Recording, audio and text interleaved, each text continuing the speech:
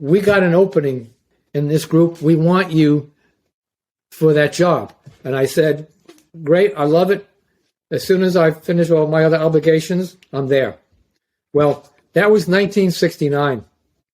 And what happened to me is that Chrysler went through one of its budget cutbacks, which they did on a sort of a 3-year basis or so. And while that was happening, that job with the race group wasn't funded. So I hung out working in the current assignment that I had for as long as I possibly could until the Institute knocked on my door and said, you got a choice of A, B, or C. And none of them were jobs that I really wanted. I wound up working in the automatic transmission lab and just not having any motivation to stay.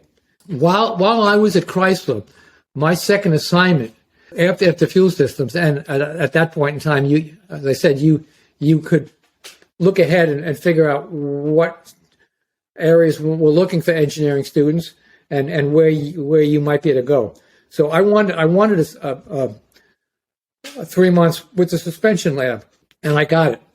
And while I was there, I was called the student, and I was the student to a full-time engineer by the name of Patrick Bedard.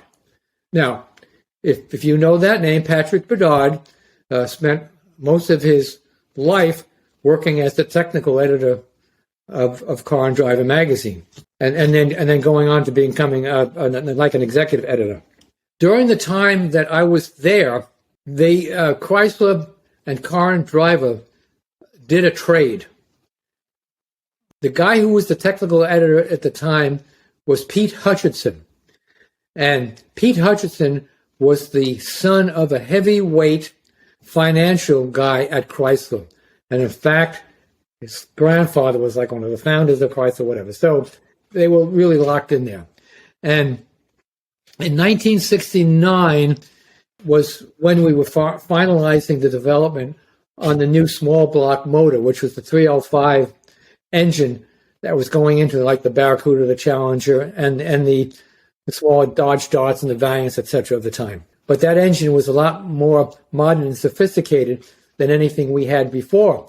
And it could compete against the 302s from GM and the same type of motor that was coming out of Ford, which were already being raced. Chrysler did a deal with Andy Granatelli to do an IndyCar using that engine.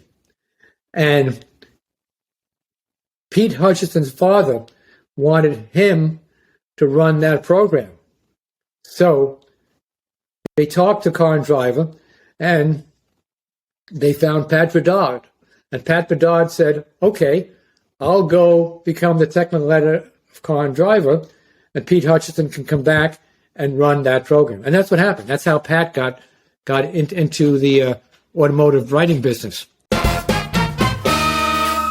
This has been Jeff Stearns, Connected Through Cars.